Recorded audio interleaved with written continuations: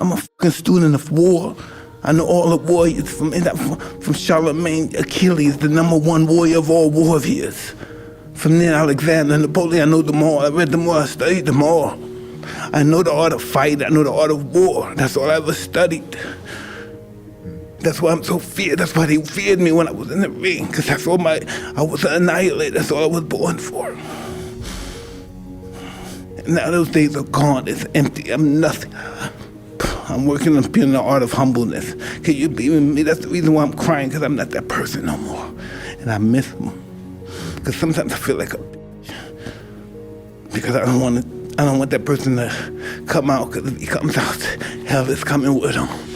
And it's not funny at all. It must sound cool, like I'm a tough guy. It's just, I hate that guy. I'm scared of him.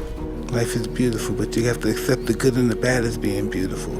You can't accept the good, oh, this is beautiful. Then we lose somebody, oh, life sucks. Life is beautiful because life gave us the ability to just know them in our journey in life. We met them. We loved them. We cared about them. They cared about us. That's the purpose of life, just to enjoy what we had while we journeyed through it.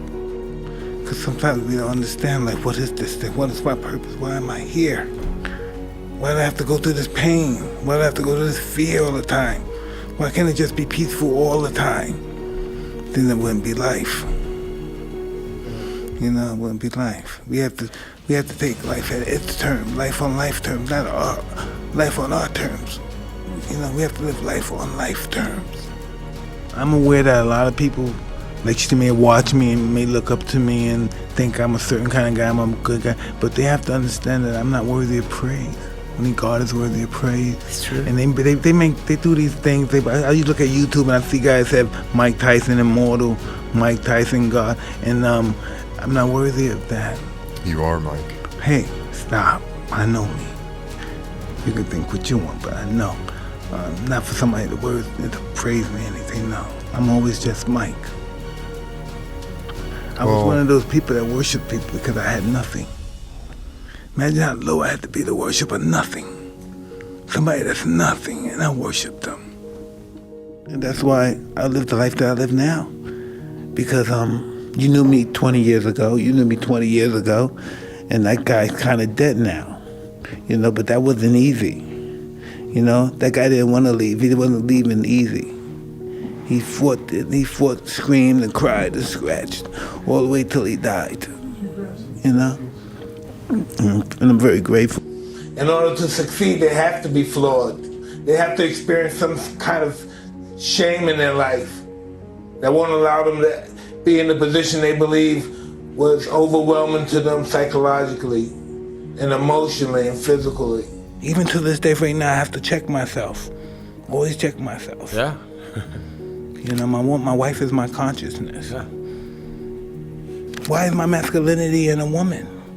Because my mother fucked me up. That's why my masculinity is in a woman. See, why am I so overbearing to my wife? My wife must say, this is overbearing. As long as you love me, but it's too much.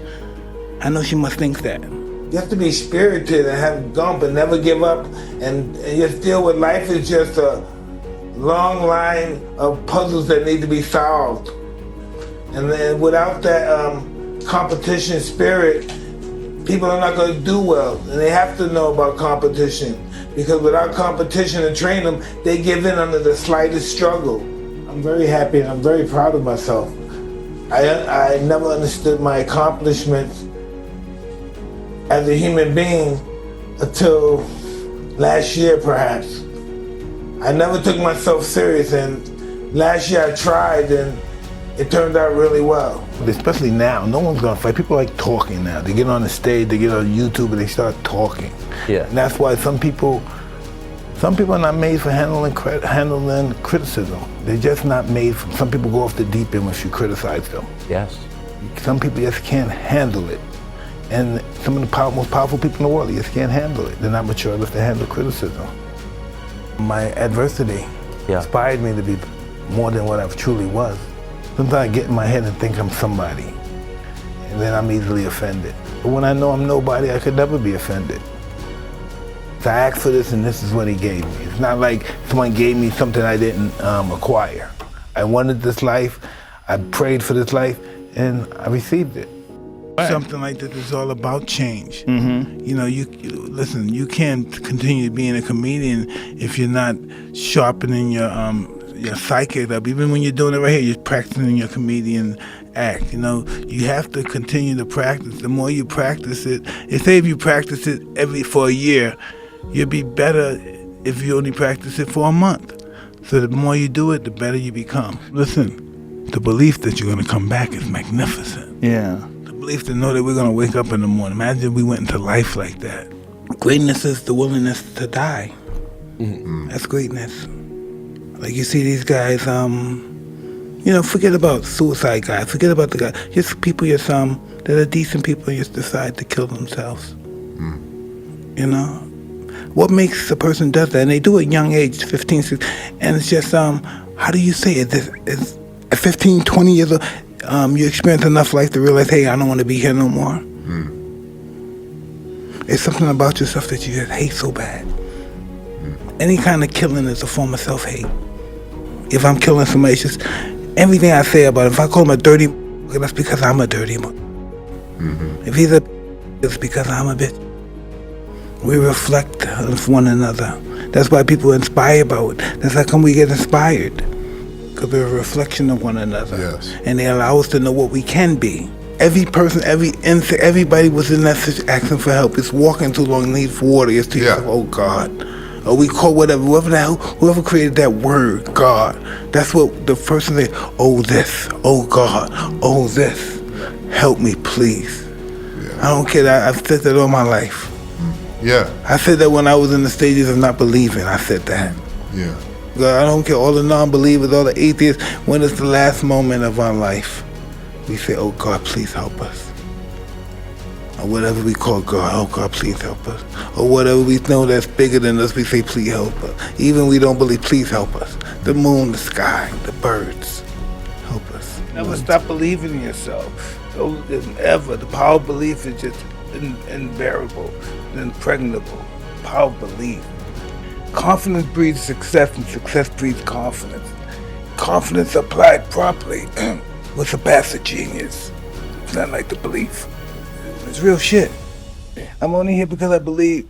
I'm not nervous, I'm scared. I'm scared. Yeah. Because I'm a scary guy. Because I've been picked on in my life. I've been abused all my life. People did anything they wanted to me, so I have natural fear of not being safe. Yeah. That's who I am, natural. It's in my life, that's who I am. So now I got it with this weird self-confidence and violence and stuff. So now I'm sadistic, because I'm afraid I'm gonna get hurt. Yes. I'm an animal now. I have to do it spectacularly for more people who want to see me do it again.